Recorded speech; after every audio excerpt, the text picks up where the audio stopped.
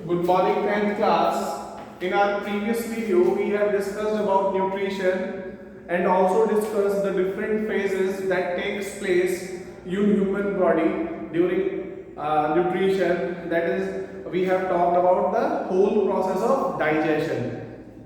Now, the today's topic for discussion is respiration. आज हम बात करेंगे respiration होता क्या है. तो respiration में बेसिकली लोग कंफ्यूज होते हैं कि ब्रीदिंग इन और breathing out is called respiration. No, respiration is a big process.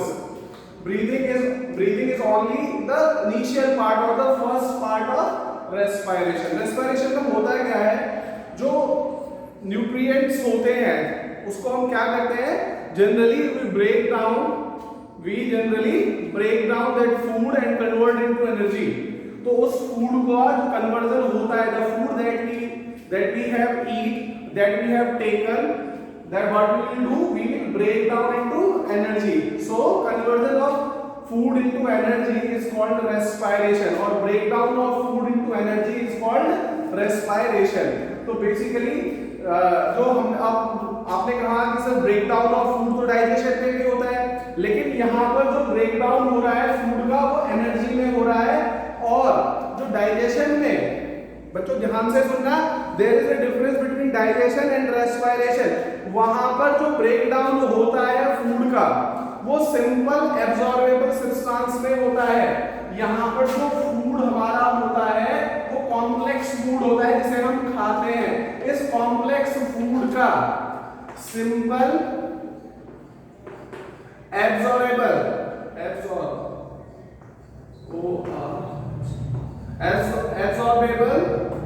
Food में, यहां पर जो कॉम्प्लेक्स फूड हमने खाया उसको सिंपल एब्जॉर्बेबल फूड में कन्वर्ट करना, this process is known as digestion.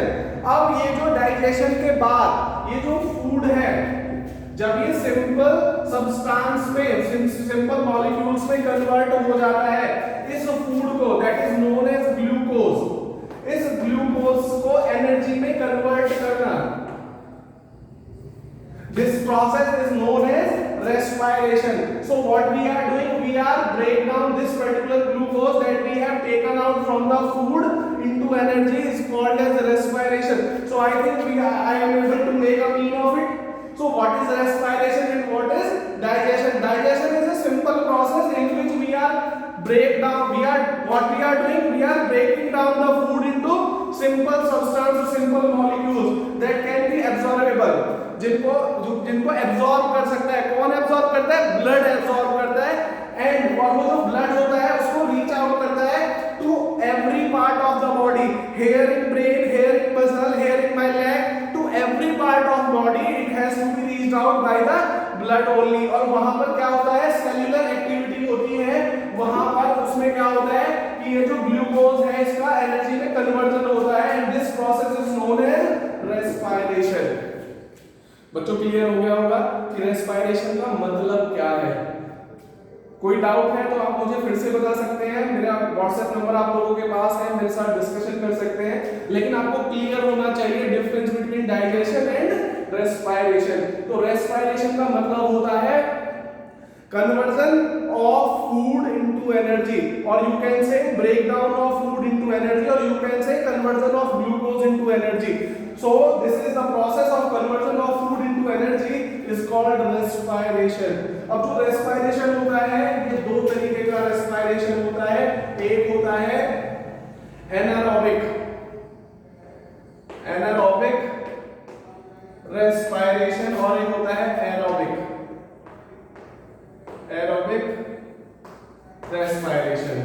अब बच्चों इसमें क्या डिफरेंस होता है एनारोबिक रेस्पिरेशन में और एरोबिक रेस्पिरेशन में? Respiration that takes place in the presence,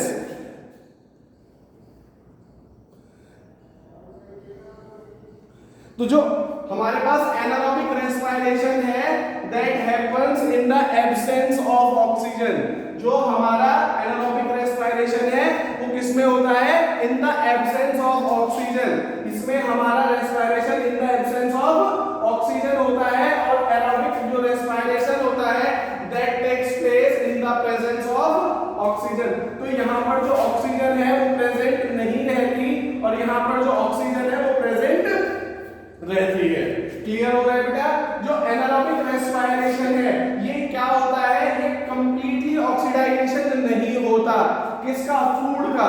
तो यहाँ पर जो है हमारे पास बाई प्रोडक्ट्स बन जाते हैं, या आप कह सकते हैं यहाँ पर हमारे पास क्या होता है, अल्कोहल क्रिएट, सॉरी यहाँ पर अल्कोहल क्रिएट होता है, ठीक है। और ये क्या होता है, स्ट्रेच इसमें आ सकती है। तो एनारोबिक रेस्पिरेशन जो होता है बच्चों, that happens in the absence of oxygen, and aerobic respiration that takes place in the presence of oxygen is called aerobic respiration। अब देखो होता कैसे है ये, जो ग्लूकोज है हमारा C6H12O6 in the presence of oxygen, ये जो ग्लूकोज है, ये जो हमारा ग्लूकोज है C6H12O6,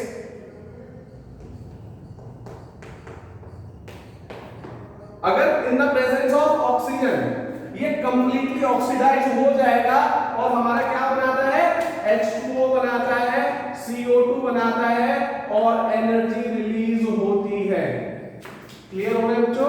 एक्चुअल में होता क्या है कि जब हमारे बॉन्ड्स फ्री होते हैं, यानी बॉन्ड्स हमारे ब्रेकअप होते हैं, तो एनर्जी रिलीज होती है। तो यहाँ पे जो हमारे 6 कार्बन वाला जो मॉलिक्यूल था वो हमारा सिंगल कार्बन मॉलिक्यूल में कन्वर्ट हो गया। तो यहाँ पर क्या होता है, जो कार्बन से जो बने हुए डिफरेंट बॉन्ड्स है वो ब्रेकअप हुए और उस ब्रेकअप की वजह से हमारी एनर्जी रिलीज होती है। अगर ये ग्लूकोज, ये हमारा एरोबिक रेस्पिरेशन है बच्चों, मेंशन कर रहा हूं मैं इसको आप राइट डाउन कर लेंगे, बहुत इंपॉर्टेंट है। जनरली होता क्या है, आप लोगों को समझना है कि what is the difference between aerobic and anaerobic respiration. So this is the condition where aerobic respiration takes place, aerobic respiration takes place in the presence of oxygen. तो यहाँ पर जो हमारा ग्लूकोज है वो क्या होता है, सिंपल सब्सटेंस में H2O, कार्बन डाइऑक्साइड और एनर्जी में कन्वर्ट हो जाता है। यहाँ पर कंप्लीट ऑक्सीडेशन होता है किसका, C6H12O6 यानी ग्लूकोज का। अब जो हमारा एनारोबिक रेस्पिरेशन है ये हमारा एरोबिक हो गया। अब जो हमारा एनारोबिक रेस्पिरेशन है उसमें जो ग्लूकोज होता है, क्योंकि यहाँ पर क्या होता है, एब्सेंस होती है किसकी, ऑक्सीजन की। तो ये जो ग्लूकोज है ये किसमें कन्वर्ट होता है हमारे पास, ये किसमें कन्वर्ट होता है बच्चों, ये हमारा कन्वर्ट होता है एथेनॉल में प्लस कार्बन डाइऑक्साइड में।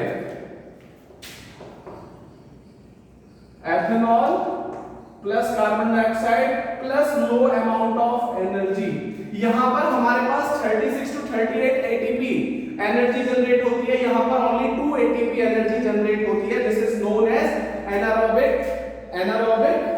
रेस्पिरेशन। इसको हम फर्मेंटेशन भी कहते हैं, इसको हम क्या कहते हैं, फर्मेंटेशन भी कहते हैं, जहां पर जो ग्लूकोज है that convert into ethanol and carbon dioxide and releases some energy. This process is also known as fermentation.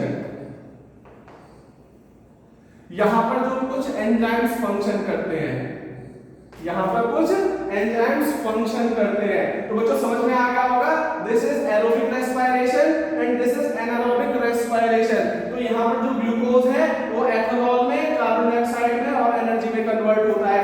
इसी में जो एनारोबिक रेस्पिरेशन है, इसी में जो ग्लूकोज है वो कन्वर्ट होता है लैक्टिक एसिड में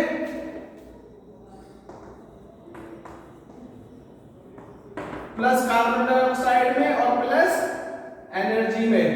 तो ये जो प्रोसेस है ये हमारी कंप्लीटली ऑक्सीडेशन की प्रोसेस है that happens in the presence of oxygen. और जो ग्लूकोज जब हमारा इन एब्सेंस ऑफ ऑक्सीजन रेस्पिरेट होता है तो वो लैक्टिक एसिड फॉर्म करता है, CO2 फॉर्म करता है और some part of energy form करता है। जनरली जब हम एक्सरसाइज करते हैं तो क्या होता है, जितना हमारी बॉडी को, जितने हमारे सेल्स को जब हम एक्सरसाइज करेंगे तो हमें ऑक्सीजन की रिक्वायरमेंट उन बॉडी पार्ट्स की बढ़ जाती है। तो वहां पर प्रॉपर सप्लाई जब ऑक्सीजन की नहीं आ पाती तो उसमें स्ट्रेन आ जाता है, खिंचाव आ जाता है। आप लोग जब एक्सरसाइज करते हैं तो आपके हाथ पैरों में दर्द होता है, वो किसकी वजह से होता है, इस लैक्टिक एसिड की फॉर्मेशन की वजह से होता है, क्योंकि वहां पर एनारोबिक रेस्पिरेशन होता है जिससे वह लैक्टिक एसिड फॉर्म होता है और लैक्टिक एसिड फॉर्म होने की वजह से और हमें पेन फील होता है, दर्द फील होता है। तो बच्चों समझ में आ गया। तो जो एनारोबिक रेस्पिरेशन है वो दो तरीके का होता है, एक तो फर्मेंटेशन की प्रोसेस होती है जो फंगाई वगैरह में होती है, और दूसरा ये ग्लूकोज वगैरह जो कन्वर्जन लैक्टिक एसिड ये मसल सेल्स में होता है। कहां पर होता है? मसल सेल्स में। क्लियर हो गया बच्चों? ये तो ये हमारा एरोबिक रेस्पिरेशन है, और ये दोनों जो है हमारे पास एनारोबिक रेस्पिरेशन है। इसमें ग्लूकोज एथेनॉल कार्बन डाइऑक्साइड और एनर्जी में कन्वर्ट होता है। इसमें जो ग्लूकोज है वो लैक्टिक एसिड कार्बन डाइऑक्साइड और एनर्जी में कन्वर्ट होता है। ये प्रोसेस फर्मेंटेशन की प्रोसेस है, और ये जो प्रोसेस है ये स्ट्रेन वाली प्रोसेस है। जब हम वर्कआउट करते हैं, जब हमारी बॉडी को ज्यादा ऑक्सीजन की रिक्वायरमेंट होती है और उतना हमारा जो ब्लड है वो सप्लाई नहीं कर पाता वहां पर, तो वहां पर लैक्टिक एसिड फॉर्म हो जाता है, यानी वहां पर anaerobic respiration takes place at that particular place, और वहां पर खिंचाव आ जाता है। तो उस तरफ क्या करते हैं? गर्म पानी से सिकाई करते हैं, तो वो लैक्टिक एसिड डाइल्यूट हो जाता है वहां से, और हमारा जो बॉडी पार्ट है वो रिलैक्स कर जाता है, और हमारा जो पेन है वो वहां से हट जाता है। क्लियर हो गया बच्चों? ठीक है, ये आपको समझ में आ गया होगा कि रेस्पिरेशन होता क्या है।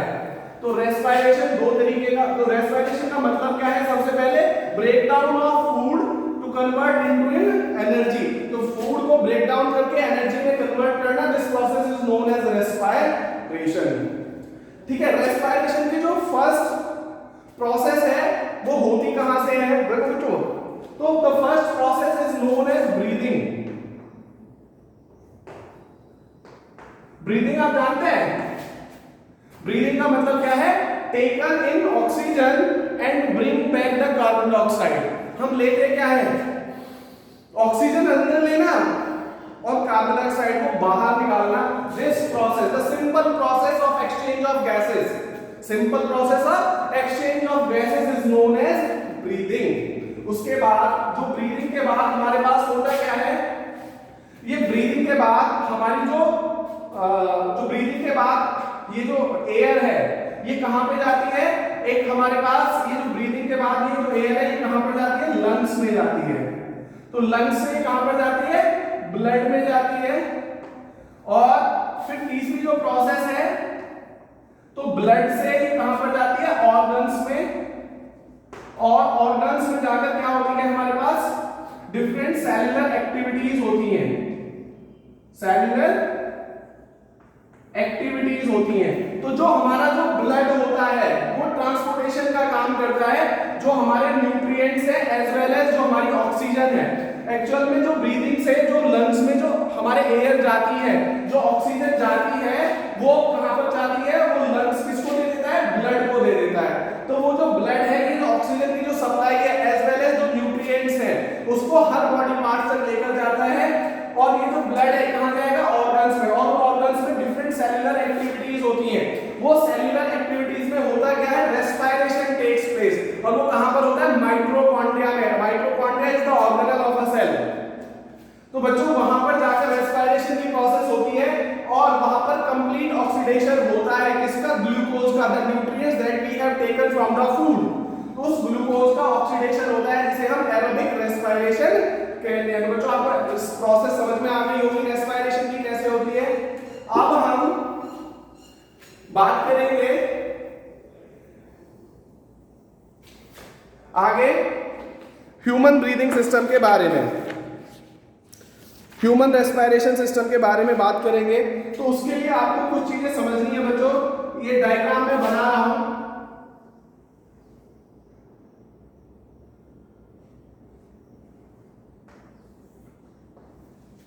ये हमारे पास होती है नेजल कैविटी।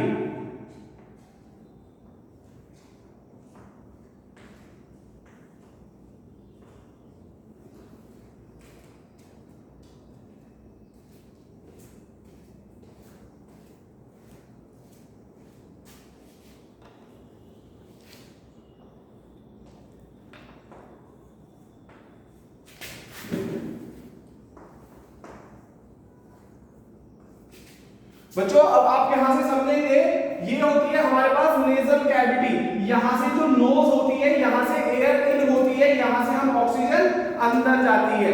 क्लियर हो रहा है बच्चों यहाँ पे? इसके बाद ये दोनों चीजें जुड़ी होती हैं। हमारी जो बुक्कल कैविटी है जहां से हम फूड इंटेक करते हैं, कि हमारा जो मुंह है और जो हमारी नाक है, ये दोनों चीजें जुड़ी होती है। इसके बाद जो एयर है ये यहां पर जाती है, तो ये मेरे पास हो गया नेजल कैविटी, नेजल कैविटी और आर नोज। यहां पर जो हमारी नाक होती है इसमें एक थिन लेयर होती है, किसकी, एक थिन लेयर होती है, थिन लाइन होती है हेयर्स की, बेसिकली जो फिल्ट्रेशन का वर्क करता है, जो एयर में, जो एनवायरनमेंट में जो डर्ट है, जो डस्ट है, जो पॉल्यूशन है, ये उसको क्या करता है, फिल्टर करता है, और जो क्लीन ऑक्सीजन है वो हमारे अंदर जाती है। इवन जो नॉस्ट्रिल्स होते हैं उसमें म्यूकस की एक पतली सी लेयर होती है, जो क्या करता है, जो स्मॉल स्मॉल जो हमारे पास जो बैक्टीरिया होते हैं वो उनको एब्जॉर्ब कर लेता है, उनको चिपका लेता है अंदर, और जो फिल्ट्रेशन का जो प्रोसेस है वो कंप्लीट हो जाता है हमारी नाक में। और जो अंदर नेजल कैविटी से जो अंदर एयर जाती है वो कंप्लीट कैसी होती है, एक क्लियर एयर होती है जो हमारे अंदर जाती है। इसके जो पीछे वाला जो पार्ट होता है दैट इज नोन एज फेरिक्स,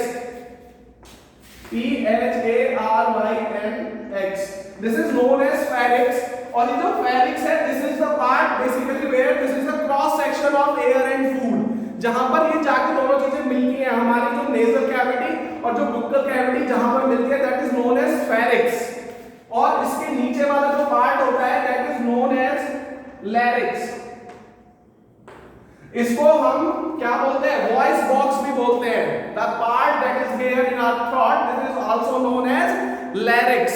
इस लैरिक्स के बाद वाला जो पार्ट होता है that is known as trachea. This is known as trachea.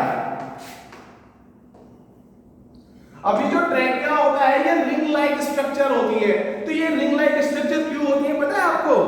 Actual में क्या होता है कि जब हम एयर को इन और आउट करते हैं, जब exchange of gases takes place, तो यहां पर वैक्यूम क्रिएट होता है। अगर आप सपोज एक एग्जांपल लो, आपने एक पॉलिथीन बैग लिया, उसमें जब आप हवा अगर आप उसमें फिल करते हैं तो वो क्या होगा, स्वेल अप हो जाएगा। लेकिन जब हवा वापस निकालते हैं तो क्या होता है, कोलैप्स हो जाता है। तो उस कोलैप्स से बचने के लिए अगर ये हमारा जो विंड पाइप है अगर ये कोलैप्स कर गया, क्योंकि इसमें वैक्यूम क्रिएट होता है, जब हवा बाहर निकलती है तो कोलैप्स कर जाएगा, तो हम आगे क्या है सक्शन नहीं कर पाएंगे, ब्रीदिंग नहीं कर पाएंगे, और ऑक्सीजन की जो सप्लाई है वो कैसी हो जाएगी, डिस्टर्ब हो जाएगी। तो इसलिए जो स्ट्रक्चर होता है ये हमारा ये कैसा होता है, रिंग लाइक स्ट्रक्चर होता है, that is known as trachea.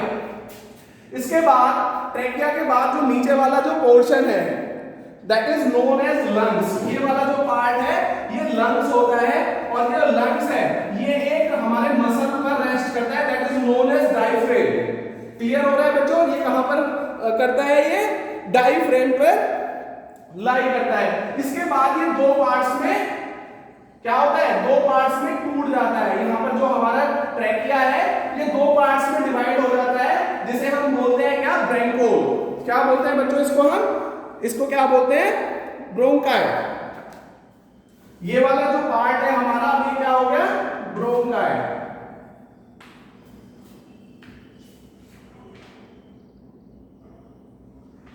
अब इसके बाद ये जो ब्रोंकाई है दिस इज नोन एज, ये दोनों पार्ट जो है ये जो डिवाइडेशन हो रहा है ना ट्रैकिया का दो पार्ट्स में, दिस आर ब्रोंकाई, और इनके बाद ये ब्रांच लाइक स्ट्रक्चर में कन्वर्ट हो जाता है।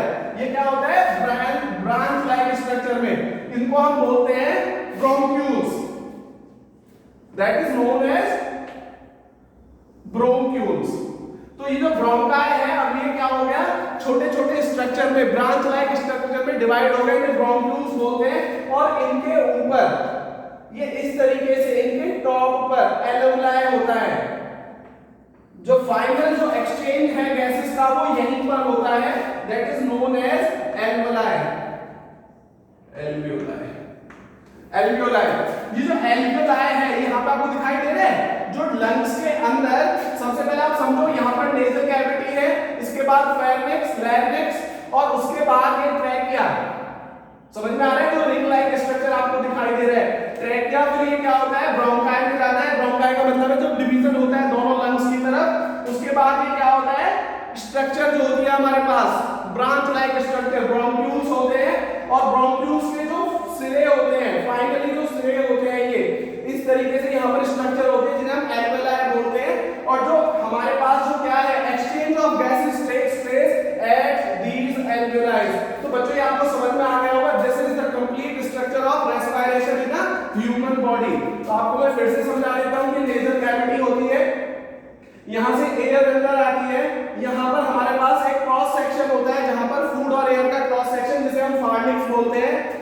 उसके बाद ये एयर नीचे जाती है, that is known as larynx, और ये हमारा होता है एक जंक्शन जिसे हम क्या बोलते हैं, सॉरी साउंड के लिए जहां पर जब साउंड जनरेट होती है, वॉइस बॉक्स भी इस लैरिंक्स को बोला जाता है। उसके बाद हमारे पास ये ट्रैकिया होती है जिसे रिंग लाइक स्ट्रक्चर होती है, और ये रिंग लाइक स्ट्रक्चर मैंने बताया आपको क्यों होती है, जिससे ये सिस्टम कोलैप्स ना हो वैक्यूम जनरेशन की वजह से। उसके बाद जो ट्रैकिया है ये दो पार्ट्स में डिवाइड हो जाता है, these are known as bronchi, और उस ब्रोंकाई जो है फिर अंदर लंग्स में ऐड होता है, और लंग्स में जाने के बाद ये ब्रांच लाइक स्ट्रक्चर में बन जाता है जिसे हम ब्रोंकुलस बोलते हैं। और जो ब्रोंक्यूल्स हैं, ब्रोंक्यूल्स के जो सिरे होते हैं, जो एंड्स होते हैं, वो एक सिंपल स्ट्रक्चर होता है जिसे एल्वेलाई बोलते हैं, और ये जो एल्वेलाई होते हैं basically they are responsible for the exchange of gases. तो एक्सचेंज ऑफ गैसेस जो होती है वो कहां पर होती है, एल्वेलाई में होती है। और मैंने आपको बताया जो ह्यूमन लंग्स है ये एक भाई यहां पर रेस्ट करते हैं, ये किसको क्या बोलते हैं, डायफ्रेम बोलते हैं।